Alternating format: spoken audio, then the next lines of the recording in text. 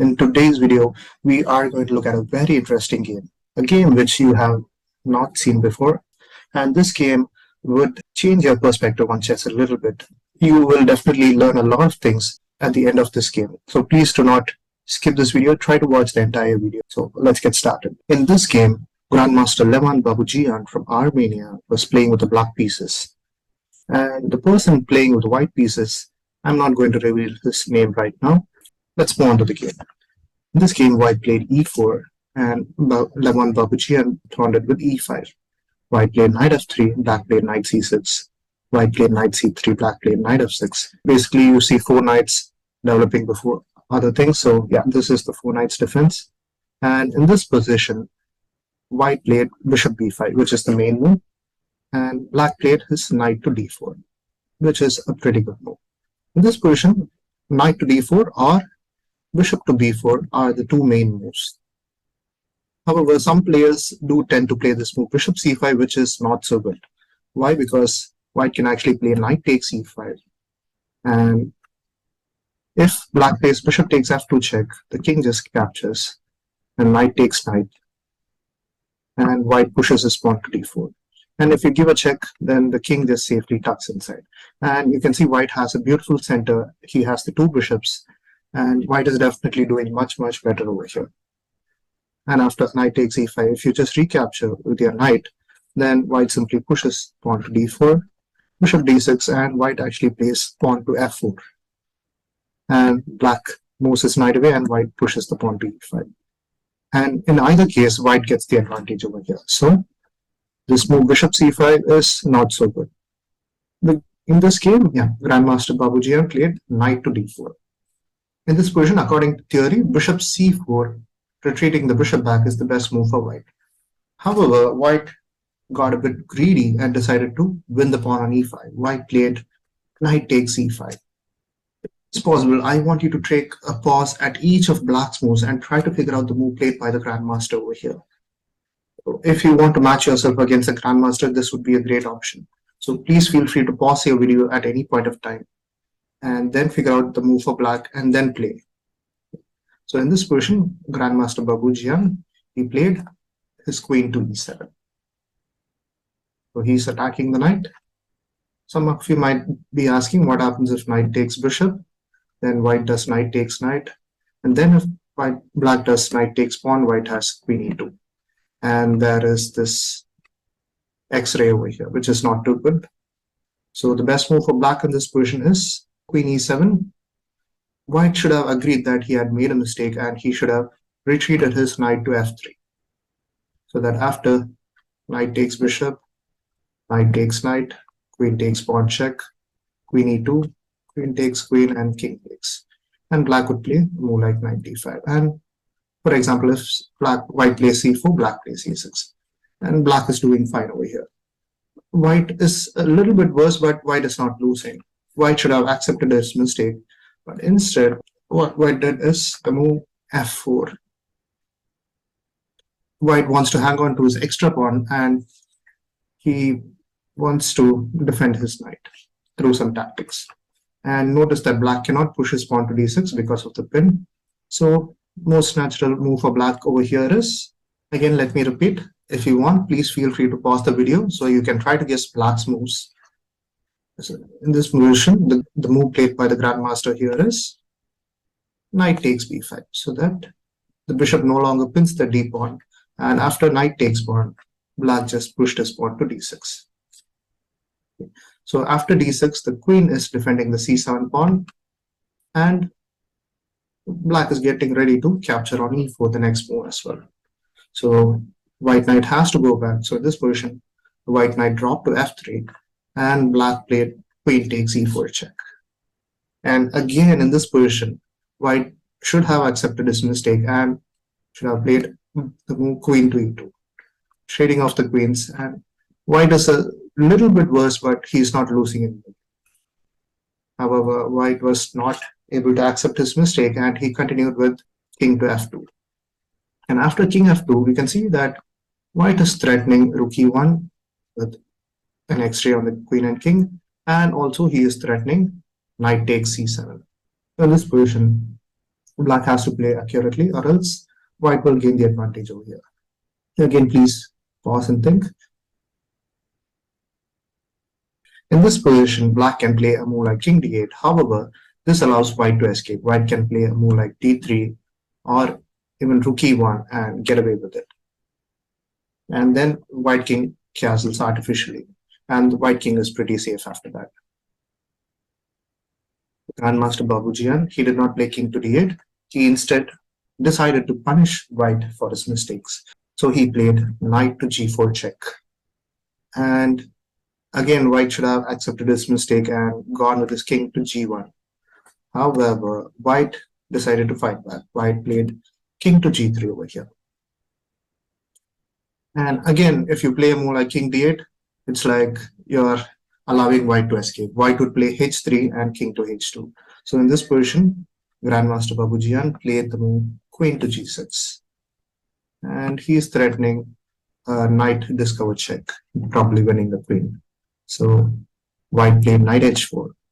And again, if possible, please pause your video and think if you would like to. In this position, Grandmaster Babujian played the move queen to h5. And right now, black does not have any threat. So white decides to cobble the pawn on c7. Knight takes c7 check, and the black king has to go to d8. Now you realize that if the white knight captures the rook on a8, then black can probably play his pawn to g5. And after pawn takes pawn, black can even do queen takes g5 with some nasty threats. Where white decided to play the move pawn to h3 over here, attacking the knight. And if black takes the knight, then white will happily recapture this knight. And suddenly you notice that white's king has actually become safe, and white is actually doing better despite his mistakes in the open. So Babujian continues with the move, knight to f6, and white decided to capture the rook on a8 with knight takes a8. And now, if possible, please pause your videos and try to find out the move played by black over here. If you had found the move knight to e4 check, then you did not do well over here. Why? Because white can actually retreat his king to h2. And after queen takes h4, white simply plays queen to f3. White's king has suddenly become safe. And black is down by 3 points actually. And even if black is able to regain the knight, only then he achieves equality in material. So knight e4 check is definitely a bad thing. Kudos to you if you have found the winning move over here, which is queen takes h4 check. Might be wondering what exactly is going on. Well, this is what happened in the game. White played king takes h4 and black played knight to e4. And now let me summarize what has happened until now. So in the opening, both the players developed their pieces, and white got a bit greedy and decided to capture a pawn. And after capturing a pawn, he did not want to give back the pawn, and he kept on holding on to it at the cost of his king's safety.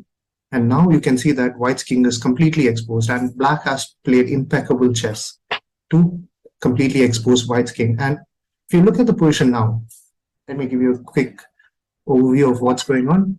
White is actually a queen and a rook and a pawn up for a knight.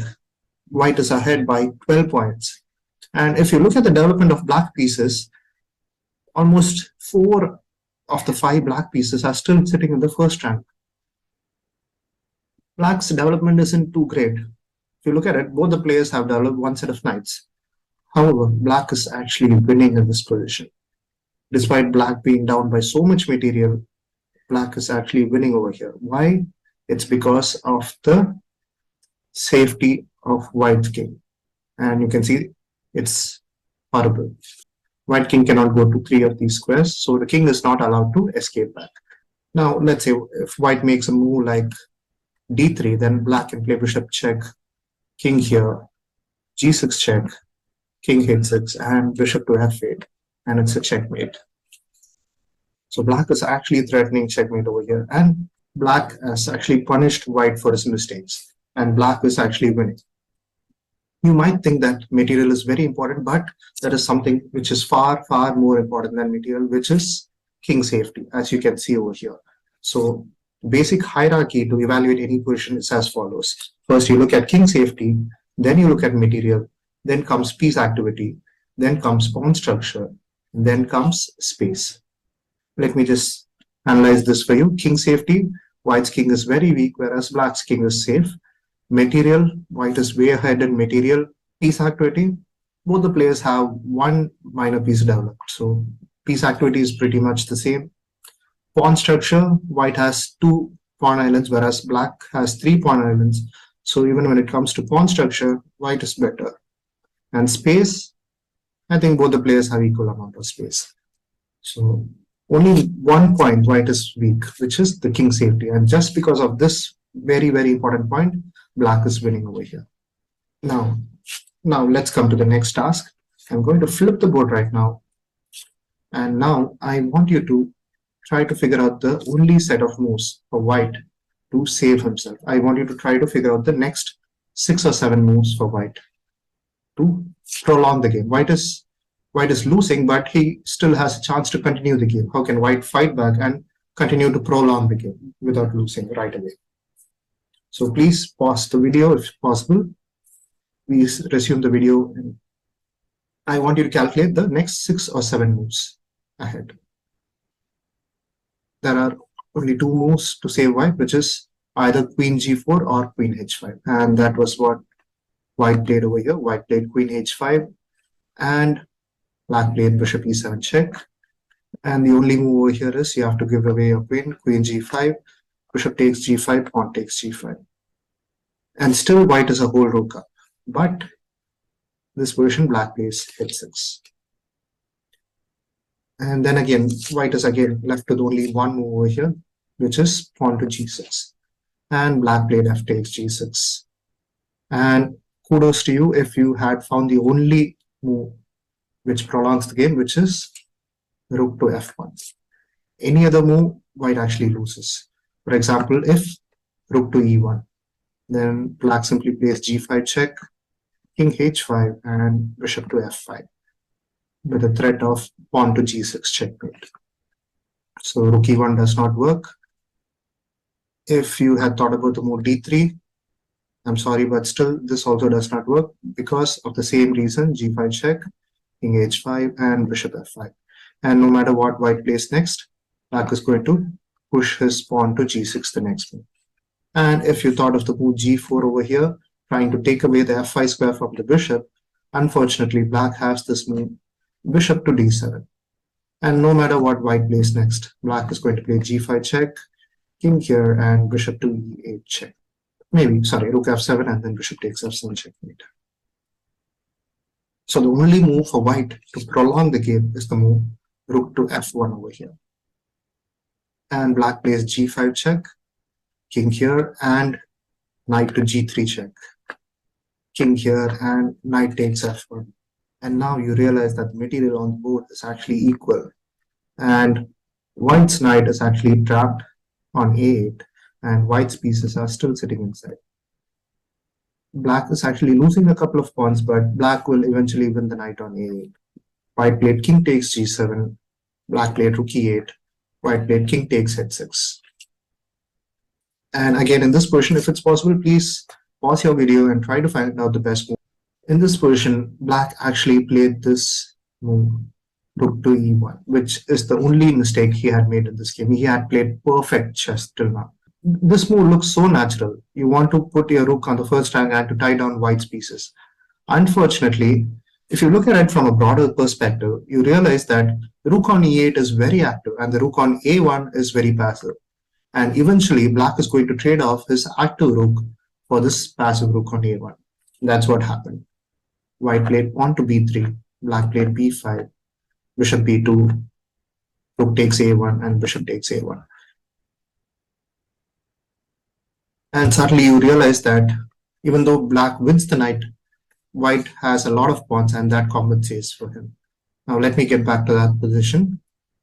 So the right move over here is, you can play either of these moves, either bishop to e6, with the idea of playing king to d7 and then winning the knight, or you can even start with the move knight to g3, followed by bishop to e6, and then king to d7. For example, pawn to d3, we go bishop to e6, bishop takes pawn check, and king to d7. And here there is a major difference.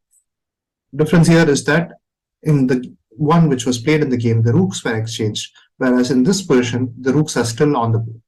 And the side playing for the win should have many pieces on the board. And that is the only point. You have a very active rook, and white has a pretty passive rook. And this black rook is actually winning the game. So you can even check it with your computer. The computer will say that this is winning for black. Now let's get back to the game. So in the game, after bishop takes a1, black played bishop to a7. And black is going to win the knight. However, white played bishop to f6 check. King here, and white took the pawn. And after bishop takes g5, the bishop is defending the pawn on d2 as well. And black played bishop takes g2. White pushed the pawn to h4. Black played knight g3. Bishop here, knight here, king g5, and knight d4. This position, white played h5. Black did knight e6 check, king here, and bishop takes a8. And the pawn moved to h6. And suddenly you realize that the pawn on h6 is worth a lot. It is completely stopping the knight and the bishop. And white actually has a lot of counter chances over here. In this position, black played knight f8. White played bishop e3, attacking the pawn on a7. And pawn moved to a6. And white played pawn to d3 over here. King e7, check, king here, bishop f4. And white has forced all the black pawns onto the light squares. So once the pawns have been forced to the light squares, they will not be able to move over to the dark squares again. They have lost control of the dark squares. So bishop here. And now it's a pretty easy draw for white. King e5. White just leaves his pawn and he goes for the queenside pawns. King here, knight here, and knight takes pawn. And bishop, the white bishop is actually dominating the knight. Takes the pawn. Black somehow tries to hang on to his last two pawns. However, he cannot defend them. King here and c4. And now both of black's pawns get exchanged. B takes c4 and d4 check. A very nice move. Fixing the pawn on d5. And after king e4 takes. And now all the pawns have been exchanged. And players just played a few moves. Bishop here, and they just played a few more moves over here. And in this position, Babujian realized that there is nothing he could do. And the players agreed for a draw over here. Well, I hope you realized a few things. One, the player who made the last mistake in the game actually lost his chances. Well, white made a lot of mistakes in the opening, and black played perfect chess. But black played only one bad move, which is the move rook e1, and he was unable to win the game. I certainly feel bad for black because he had played impeccable chess under the move rook e1. He certainly deserves to win the game, but unfortunately, the game ended in a draw. Well, here are the learnings for this video. First, you notice that white became greedy in the opening. He decided to grab a pawn, and black played perfect chess to punish white for his mistakes. He played extraordinary chess and he sacrificed his pieces and he got a really good position. But except for the one minor mistake he made, rook to e1, he played very good chess. And just because of this move rook e1, it actually cost him the game. Even though black played a lot of good moves, just because of this one move, he did not manage to win this game. This does not seem a bit fair, but that is chess. The player who makes the last mistake in the game, it costs him dearly. And the other thing you might have noticed along the way, the importance of king safety. So in any position, if you're evaluating any position, you have to give maximum priority to king safety, and only then comes material. And then comes piece activity, pawn structure, and finally space. Well, the genius who flouted all the rules and opening principles and played like a complete jackass against a grandmaster is none other than myself. And these are all my learnings from this game. If you did like this video, please click on the like button. And to watch more such videos, please click on the subscribe button over here. Thank you and have a great day ahead.